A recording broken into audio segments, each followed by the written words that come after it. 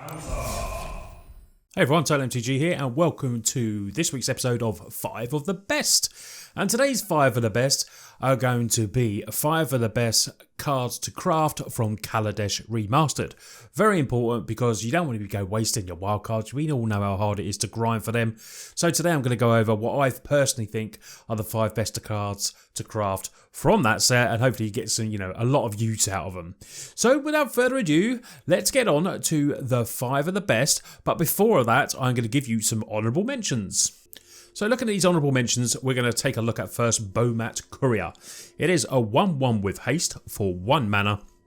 Whenever Bowmat Courier attacks, exile the top card of your library, you put it face down underneath the creature, and then you can pay 1 red mana, discard your hand, sacrifice the Bowmat, and then get all those other cards into your hand. Very, very good card. Mono red, I've seen playing this already, so it's got a great card to craft if you're playing a bit of mono red. Rakdos aggro, I think this will be seen in that as well. It's just an all-round good creature, colourless, never going to, could be hard to cast with your mana. Just got to play the red, obviously, to splash it for the discard your hand for that excellent ability. It is a card that people will obviously target because you're going to have maybe a fistful of cards underneath it, but you've got to, potentially use it, leaving that red mana up, and then it always gives you the opportunity to discard your hand and then draw all those cards. Sticking with colours, Heart of Kieran, very good honourable mention. This is a beta. It's a 4/4, comes down as an artifact vehicle, only costs 2 as well. Crew 3, but what's good about this, if you put it in any kind of Planeswalker Super Friends deck or any kind of control deck, you may remove a loyalty counter from Planeswalker control rather than paying its crew cost. So that could be, very, very handy, and it's got flying, vigilance, and it's a 4/4. In standard, I remember this was an absolute powerhouse, and could easily make the top 5, but it's definitely getting an honourable mention. As well as this was a powerhouse in recent Kaladesh Standard. 2/1, Glint Sleeve Siphoner, very good, 1 and a black. It's got Menace and revolves around the energy mechanic that is obviously very rife in Historic now. Aetherworks Myvor, I think it's going to go. I've got a funny feeling it will. I know a lot of people are already chinning for it to get smacked out of Historic already, but that's another story. So at the beginning of your upkeep, you may pay 2 energy. If you do, draw a card and you lose your life. Very good effect. If you're building any sort of energy deck, having black in there, this is the card that you're probably definitely going to want in there. Has Menace, a bit of evasion, and only costs 2 as well. Isn't legendary. Very good card. The last honourable mentions are all the lands here. All enter the battlefield tapped unless you control 2 or fewer lands. Very cool cards. Tap, you've got Spiral Bluff Canal, and you've got, various different colours here. And they definitely deserve an honourable mention because lands, unfortunately, we don't like crafting lands, but they're very, very good, and they make the decks a hell of a lot more consistent. And these are going to be no different, and they definitely deserve an honourable mention. So now on to the top 5 best cards to craft. And first one for me is Authority of the Consuls. 1 white mana, creature your opponent control enter the battlefield tapped. Whenever a creature enters the battlefield under an opponent's control, you gain a life. So with all, Historic can be a very, very speedy format. And Authority of the Consuls, if you're playing control or any sort of, slower sort of deck, this will help you along the way. This card can just see play in many, many white decks. Creatures coming tapped for the opponents, very strong, stops all that hastiness coming down. All those glory bringers wanted to come down and attack you straight away. Whenever the creature enters the battle as well, you gain life, so it's got another upside. And all this for 1 mana. Enchantment, a little bit harder to remove as well, obviously. Just a great, it's a great card to craft, whether you're going to put it in a sideboard or just main board. If you're playing best of 1, this will really help you out against the aggro decks. And for me, it's a really good card to craft. Next card is a Fatal Push, of course the most powerful of power in removal spells. This is an absolute powerhouse to come into Historic without a doubt, and you just want to craft 4 of these straight away. And what's great about it is it's uncommon as well, so you can keep your rare, your rare wild cards maybe for something different.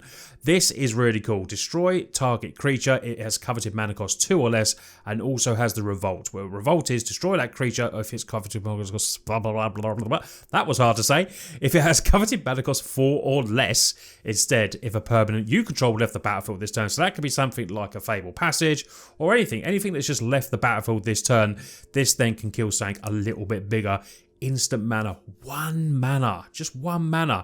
Every deck every deck that plays control, every black deck that, any black deck there is will play Fatal Push. It is it's probably the most important card for all of you to craft, and it's only an uncommon, which is absolutely great. I was worried that they might give something a hike in Historic, which I've seen in various other sets, they do that, they give them a rarity hike, but I'm glad this is uncommon. Great card, and definitely one you want to craft.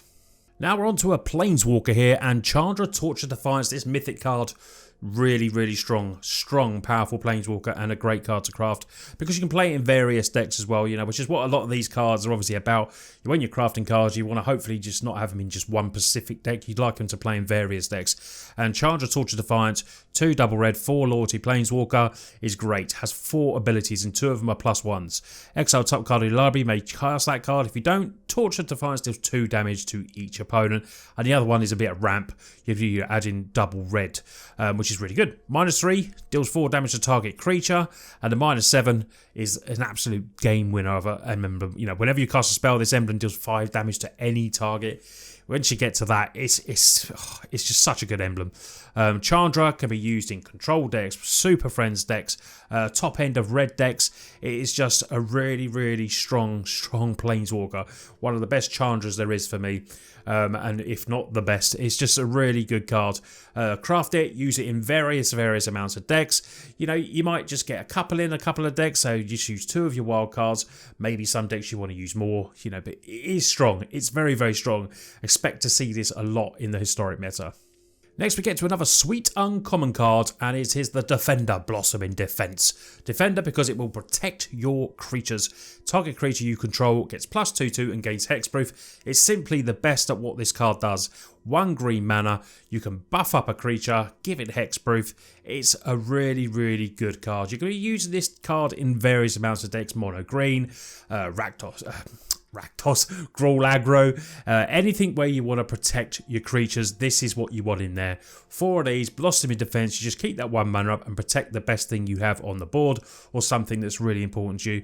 And it's good, it's another uncommon like Fatal Push, so it's not going to tax you too much on your wild cards if you're trying to save for those rarer mythics. This is an uncommon that is definitely worth crafting. It's brilliant. For 1 mana, you can just protect something, or even attack in and get that extra +2/2 for the win. You might need that for the damage as well, and then it's hard for them to remove as well. If they try to remove it on your final attack, make it hexproof. It's so good. Blossom in Defense, great to have in Historic, and I'm sure it's going to be paining me when I'm trying to kill a lot of creatures, and I'll be expecting to go, oh, not another Blossom in Defense. So my final card on 5 of the best is Panharmonicon. It is so good, Panharmonicon.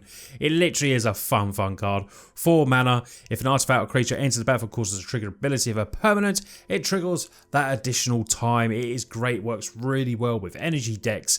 You're getting your Rogue Refiner, you're getting everything like that in. Get those triggers extra times. Noxious Gearhulk coming in, killing a creature, killing another creature. It is amazing. There's so many fun ways you can build with Panharmonicon. All you need are ETB effects. Enter the battlefield. Just to have fun with this deck, you can brew around it. You can just build so many different decks. This is just one of the best rares that they put on there for me. It's fun and it is powerful. Doing double effects is very good. It's just, for me, it's definitely one of the best cards in the set. It's not the strongest, but you're looking at what you want to craft and get use out of. And this is a card that you will certainly get a lot of use out and a lot of fun building around too. So that's another episode of 5 of the Bets. If you enjoyed it, please give it a big thumbs up. It really does help support the video. And I just want to say thank you to all my patrons. You're absolutely amazing, giving me this extra support in these hard times.